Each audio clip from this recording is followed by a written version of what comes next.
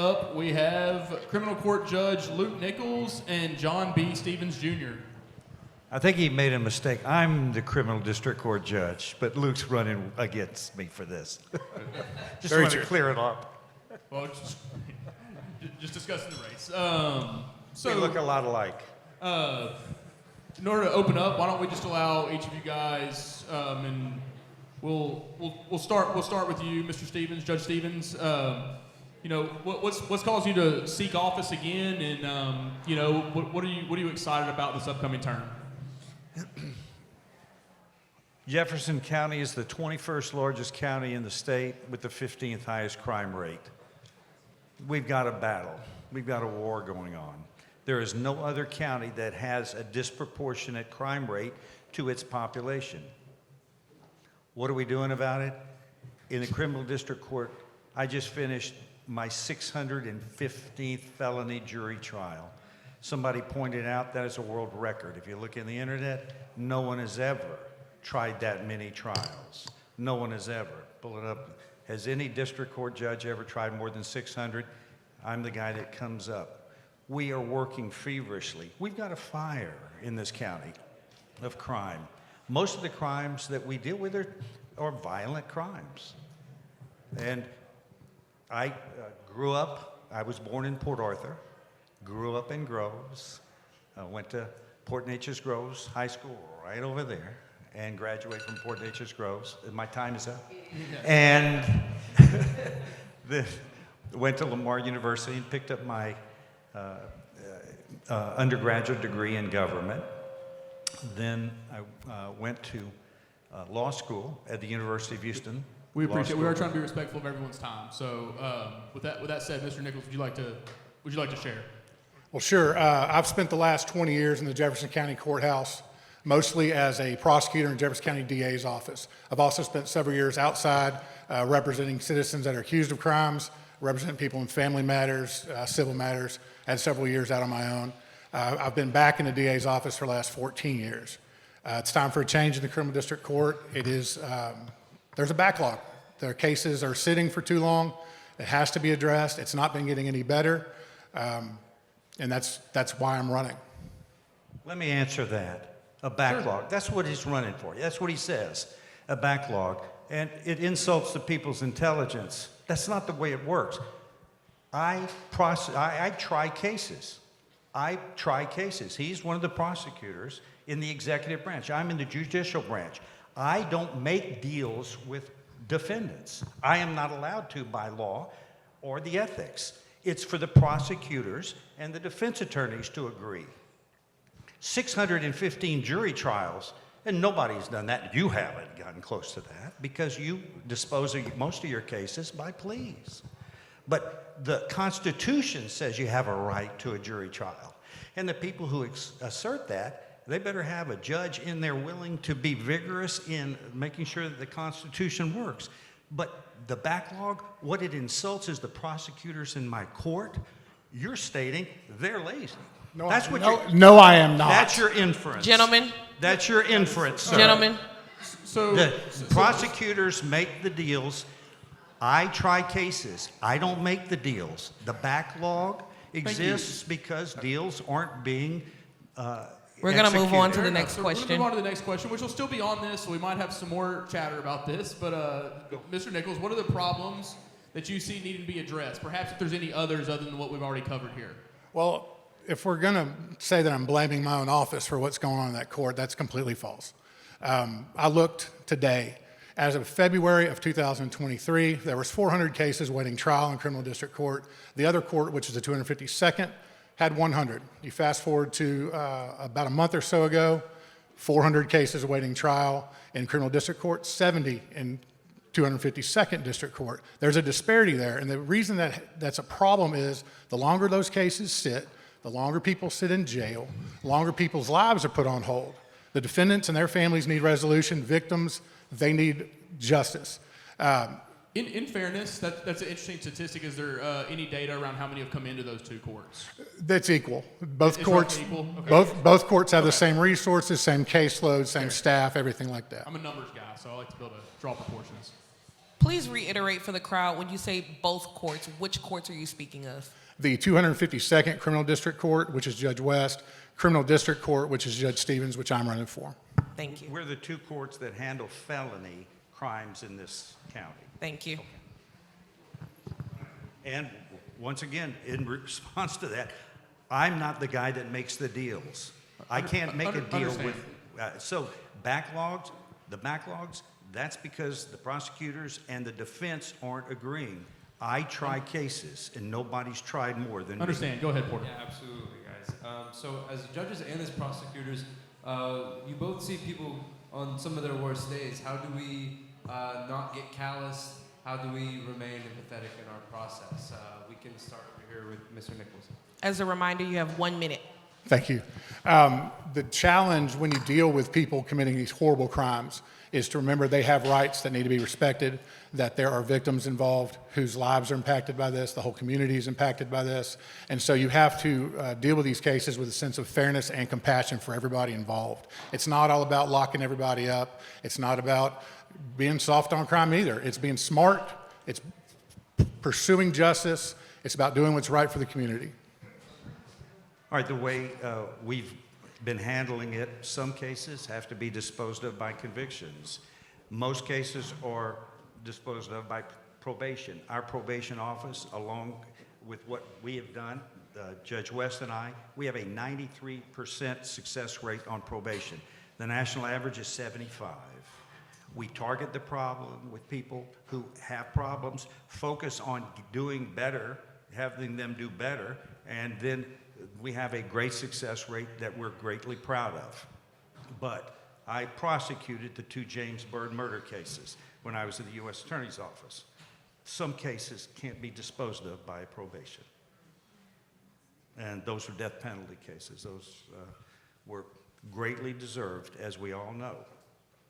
But most cases are disposed of otherwise, other than capital cases.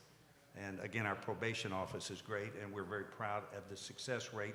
People make mistakes, fix them, move on. And I tell them that, hey, welcome to the world. You've made a mistake. We all do. Fix it. Move on. Be the best you can be. Mr. Nichols, we had a question from the audience directed to you. Considering there is this large backlog, how would you work through that without rushing through some of these cases? Or do you think that there's an easy, or not, maybe not easy, of course nothing's easy that's hard, but is there what metric would you attack that with to move forward and actually begin to move through the 400 plus case backlog? A lot of it comes down to courtroom management. Judge Stevens has been doing this for 20 years. And it's not a question of working hard or not. He works hard, he works every day, but cases don't get moved in an equal measure next door. And so I would just use my experience and the things I've done over the years to keep that moving forward. You can't ignore it, you can't wish it away. It's a daunting task, but it's not overwhelming. Once again, it's not for the judge to make the deals. It's for the prosecution to make the deals. Understood. And our prosecutors are fair in my court. Defendants don't accept them, and we can only try cases. Go ahead, Ashley. That's what you do. So, Mr. Stevens, what challenges are currently facing the criminal justice system that concern you the most? I'm sorry, say that again. What challenges in the criminal justice system concern you the most? Well, 21st largest county with the 15th highest crime rate. The quantity of crimes in this county are terrible. And there's too much violence in this county. And jurors, though, are making the decisions and are finding people guilty. Nobody tries more than I do. And so I know what that system is. Very few cases are acquittals. Most cases are people found guilty. They need to get to the trial. You can only try one at a time. It takes about a week to try a case. James Byrd trials were almost 2 months. That's unique.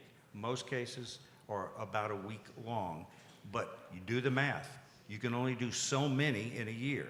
And so we're going to continue to fight the good fight, but let me just say, most of the people who are in my court, especially the young people, come from families that are not role models at all. I wish we could do something about having a crime for illegal parenting or helping parents do better.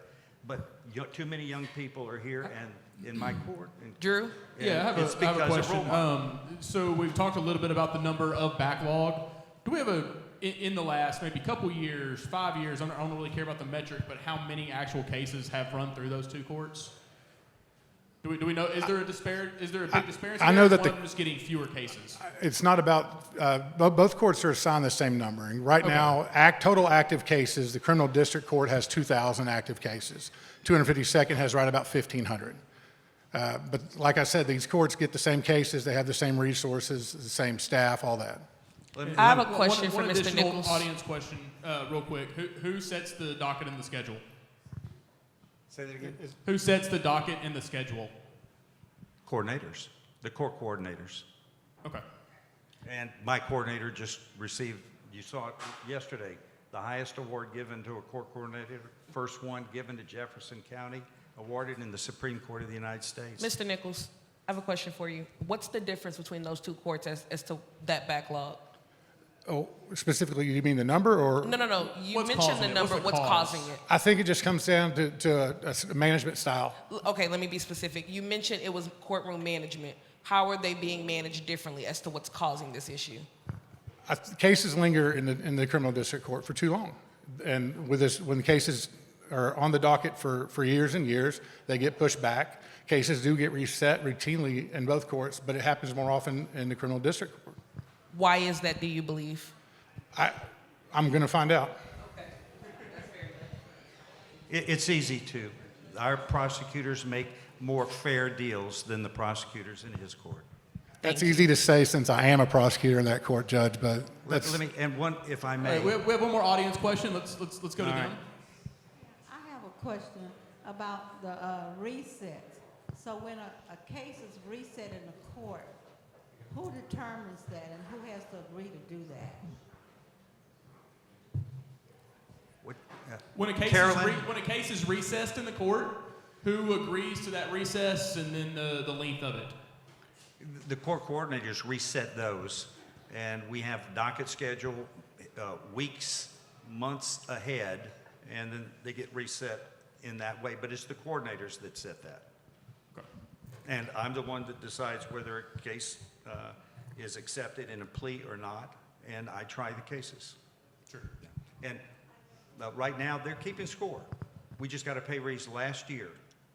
Pay raise is based on productivity. The last report that just came out, 22 counties are in our region. I have the highest product rate, the highest case disposition rate. Judge West is second.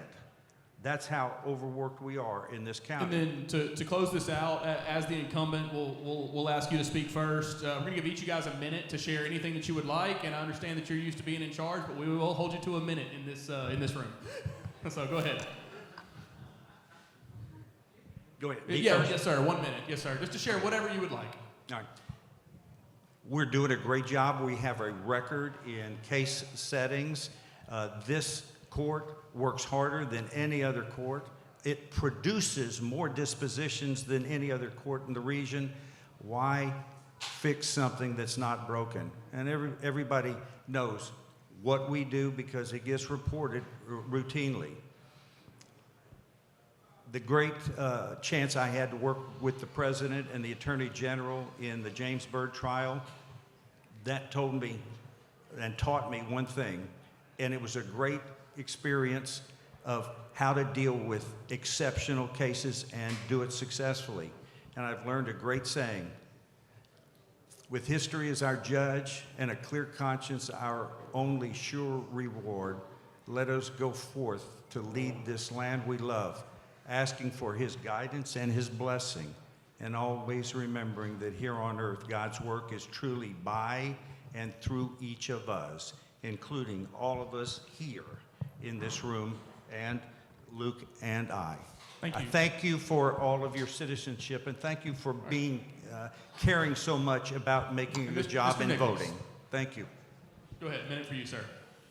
I do appreciate y'all coming out tonight. I know y'all took time out of your lives to be here and listen to us and all the other candidates. I just want to say this. Judge Stevens has done this job for 20 years. He's done it with honor and integrity. He's worked hard, but it's time for a change. And I feel that I'm the one to do that. It's time to move on. It's time to attack this backlog. I've got the energy, the experience to do it, and I look forward to serving Jefferson County in that role. Thank you.